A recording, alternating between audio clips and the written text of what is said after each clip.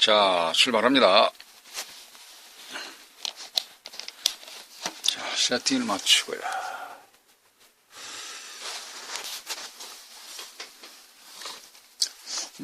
지난번 시간에 이어서 하는 건데요. 지난번에 SMPS의 어떤 구조학, 네, 구성학, 이런 거에 대해서 말씀을 드렸죠. 네, 그래서 이쪽에 1차단이 있고요. 그 다음에 출력란에 해당되는 2차단, 이게 있고요. 다시 일을 계속 해줄 수 있도록 이쪽에 해당되어져 있는 1차단과 2차단을 연결하는 피드백, 패신. 이렇게 해서 세 가지로 구성된다 라고 말씀을 드리면서 지난 시간에 1차단과 그 다음에 2차단 출력란 설명을 드리고, 이번 시간에는 이쪽에 피드백을 설명드리고자 합니다. 한 5편에 걸쳐서 설명을 드린다고 전자에 말씀을 드렸었는데요. 이렇게 설명을 드리고 총체적으로, 종합적으로 어떤 윤곽, 흐름 짧게 모아서 그런 부분들을 설명드리려고 말씀을 드렸습니다. 그리고 회로드에 대해서 설명을 좀 부족히 드렸었는데요. 자주 보면 많이 내공이 쌓입니다. 자, 한번 진도 나가보도록 하겠습니다. 이 부분인데요. 이게 좀 더 키워볼까요? 이렇게 되어 있습니다. 여기가 포토커플로 해당되는 거고요. 그 다음에 여기가 TR처럼 생겨져 있는 거 있죠? 여기입니다. 이렇게 포토커플로 되어 있고요. 네, TR처럼 생겨져 있는 부분이 있어요.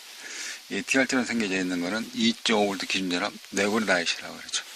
지난번에 쭉에서 A10도 쪽에서 설명드리고, 그 다음에 이번 시간에 설명드리는 과정이 이 부분인데요. 네, 이 부분 같이 다 이해를 하셔야 되는 거죠. 왜? 구조가 같이 되어 있거든요. 입력과 출력과 그 다음에 피드백이 같이 구성되어져 있는 SMPS의 3요소다 라고 설명드릴 수 있습니다. 왜 그러냐? 그런 부분들에서는 입력이 들어가서 출력이 나오면 좋겠는데, 이를 균등하게끔 해주기 위해서 거기에 제어할 수 있는 부분들이 이쪽에 피드백이다 라고 말씀드릴 수 있는 거기 때문에 피드백을 껴서 이게 SMPS 3요소다 라고 말씀드린 겁니다. 그래서 이게 이제 SMPS라고 그러죠. 또 닙스 보드라고 이야기합니다. IP 보드라고 얘기하는 사람도 있기도 하고요. 그럼 어떻게 다르냐? SMPS라는 경우는 스위치 모드 파워 서프라이, 그러니까 1차단 전기가 들어가서 직류를 바꿔가지고 여기에서 끊었다 스위칭을 해줘서 2차단으로 펄스를 넘겨줘서 거기에 원하는 전압을 만들어내는 과정을 SMPS, 그래서 그거는 기술적인 차원을 이야기하는 겁니다. SMPS라는 거는 방식. 그러면 거기에 예전 같은 경우는 이렇게 큰 트랜스를 본 적이 있어요. 어디서? 전축 같은 경우. 그거 이제 보통 리니어 방식이라고 합니다. 리니어 방식이라는 경우는 전기가 AC 220이나 또는 110V가 들어가기 때문에 여기서 전압을 미리 낮춰요. 몇 볼트로.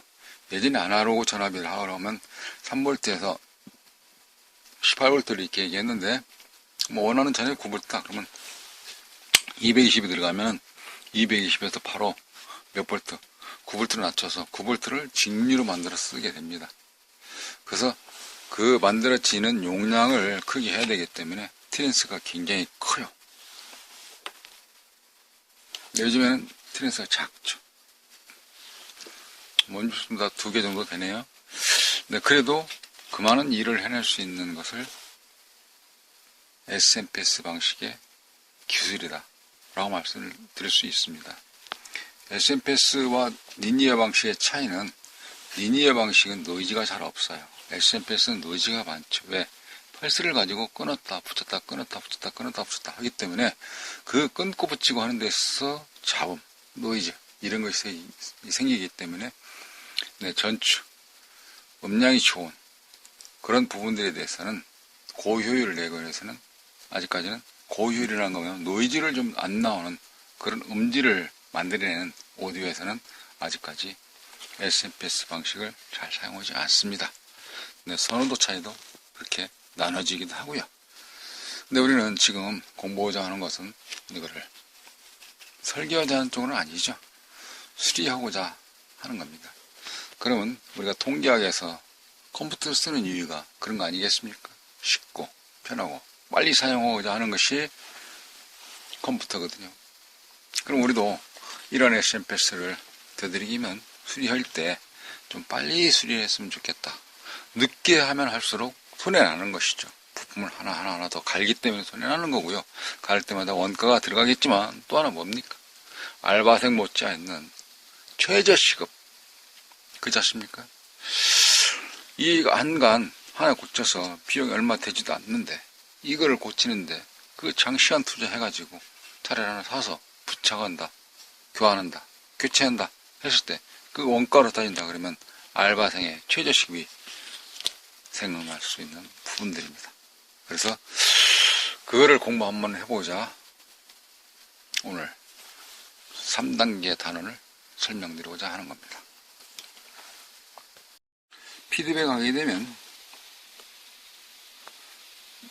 SMPS 기본율에서는 이와 같은 것이 근본입니다. 변함이 잘 없죠. 전체를 보면 윤곽이 이렇습니다.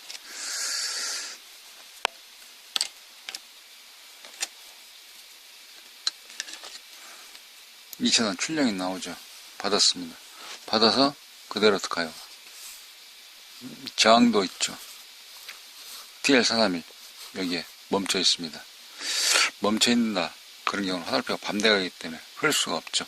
그래서 여기 게이트 문을 열어줘야 되거든요.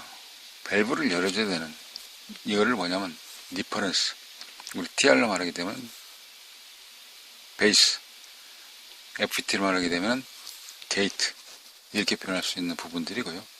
그 다음에 여기가 A, K 방향이 이쪽이죠. A에서 알파에서 오메가까지 보통 이렇게 표현하듯이 A에서 K까지 시작점이 A다. 이 전이차는 얘가 더 높은 거예요. 방향만 이렇게 표시하는 것이고 이게 A, 에노드, K, 캐스오드 이렇게 구분하는 겁니다. 이쪽 부분 설명드렸죠. 다시 이렇게 와서 이 부분 저항통해서 여기에 포트 커플러는 뭡니까?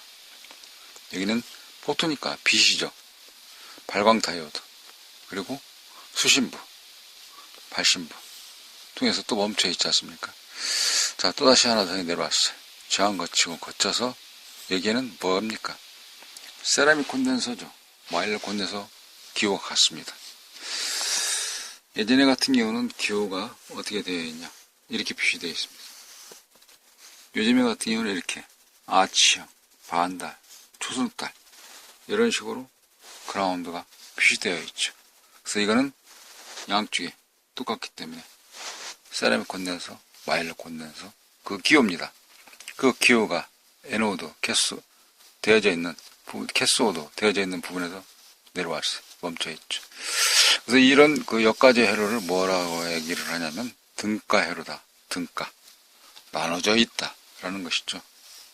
들어와서 이쪽에 통하고 이쪽에 통합니다. 근데 이 콘덴서가 이쪽에서는 통할 수 있는데 이쪽에서는 통하지 않습니다. 세라믹에서는 직류가 넘어갈 수가 없어요. 그러면 펄스만 넘어가는 거 아시죠? 예. 그리고 다이렉트에 들어와서 여기에 디퍼런스 쪽에 대기하고 있죠. 뭐가? 밸브를 조정해주는 역할을 얘가 합니다. 네, 이쪽에 전압을 찍어보면 전기를 넣어놓고 한번 보겠습니다.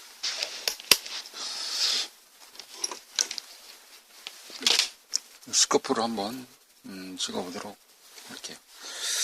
자, 스코프를 보시면 디비전은 한 눈금당 1V를 맞춰놨습니다. 전기는 들어가 있고요. 조심해야 됩니다. 이 부분인데요. 여기가 리퍼런스, 에노드, 캐소드 그렇게 되어 있죠. 이쪽에 보시면 이렇게 뒤집어 있는 자리가 포토커플러지 않습니까? 자, 보이시죠?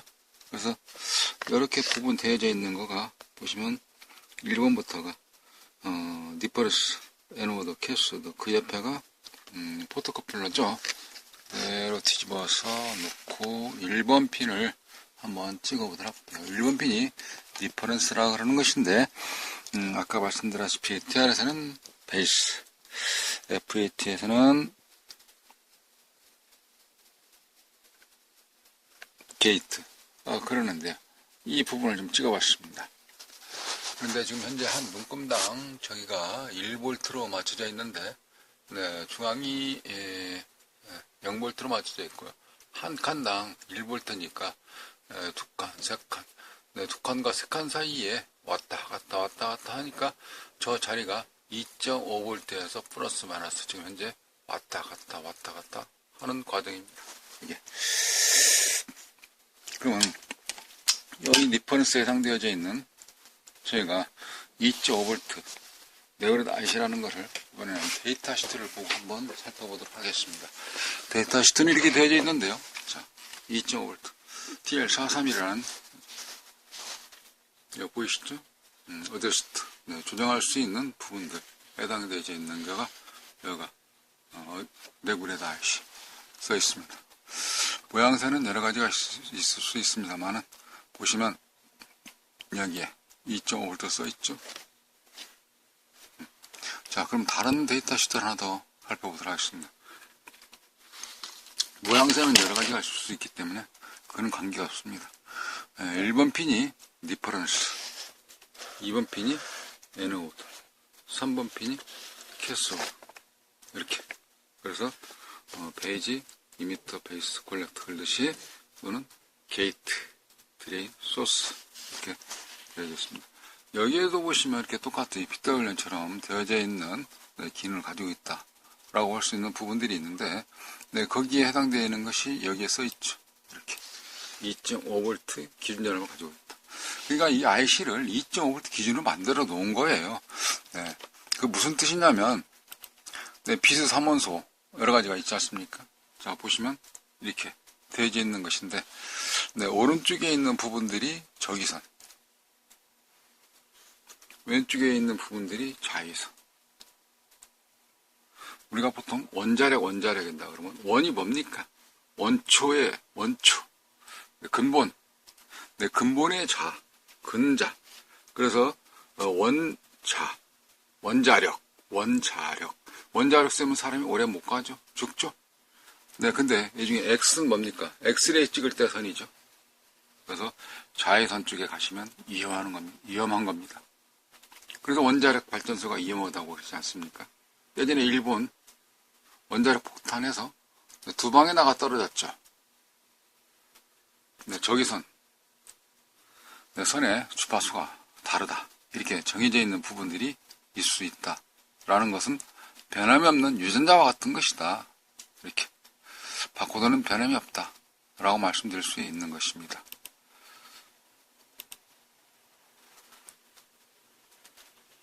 잠깐 한번 들어볼까요? 볼륨을 좀 키우고 한번 들어보도록 하겠습니다.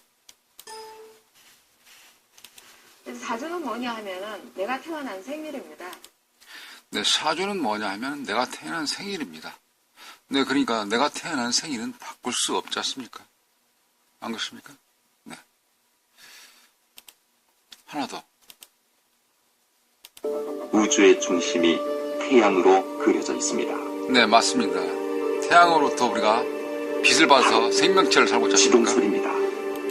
네, 우리가 이거를 기동설이라고 이야기를 한다라는 것을 네, 과거의 학자들부터 공부를 학습을 해왔습니다.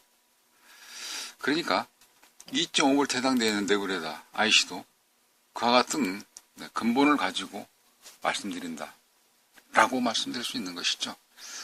그러면 다시 실물을 보고 진행을 한번 해보도록 하겠습니다. 그러니까 2.5V 네오레드 여기에 있는 부분들인데요. 여기에 들어가실 때 저항들이 있었죠. 여기 이쪽으로 됐죠. 이 저항 수치를 바꾸면 어떻게 되겠습니까? 그리고 이 자리에다가 이걸 빼내고 이와 같은, 아시죠? 어떤 것이라고요? 네, 발광 다이오드입니다. 이런 발광 다이오드를 여기에다 달면 어떻게 될까요? 빛이 들어올까요? 저 빛이 들어오게끔, 이 여기에 있는 불이 들어오게끔 한다면 조건은 어떻게 해야 될까요? 이거를 설계자는 어떤 생각을 가지고 이야기를 했을 것인가? 또 수리할 때는 좀 쉽고 편하고 빨리 하고자 하는 것이 무엇입니까? 우리가 통계학에서 컴퓨터를 가지고 하는 거 아니겠습니까? 그렇다 그러면 우리도 설계자 입장에서, 수리원 입장에서 이런 근본 원리에 해당되는, 아까 보셨죠? 적외선차에서 기동설, NS극은 바뀌지 않지 않습니까? 그래서 수리하는데도 기초 같은 기본에 해당되어 있는 근본을 숙달하신다 그러시면 수리도 조금 더 진행이 빨리 될 수 있는 것입니다. 왜냐?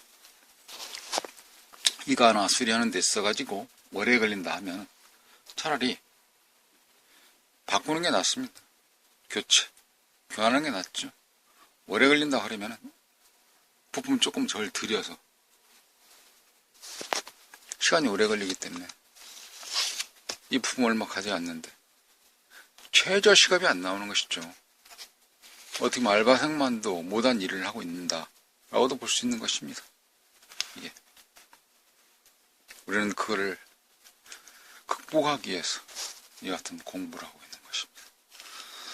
근데 지난 시간에 이어서 오늘 그 세 번째 시간, 난이도는 귀환회로 피드백에서 또 이와 같은 램프 이외에 파워 서프라이, 근데 또 다른 게 있죠. 그래서 한 3가지 이상 되는 스킬, 그런 게 있는데 그 중에서 오늘은 피드백의 개념만 설명을 드리도록 하겠습니다. 네, 들어주셔서 감사하고요. 또 다음 시간에 찾아뵙겠습니다. 수고하셨습니다.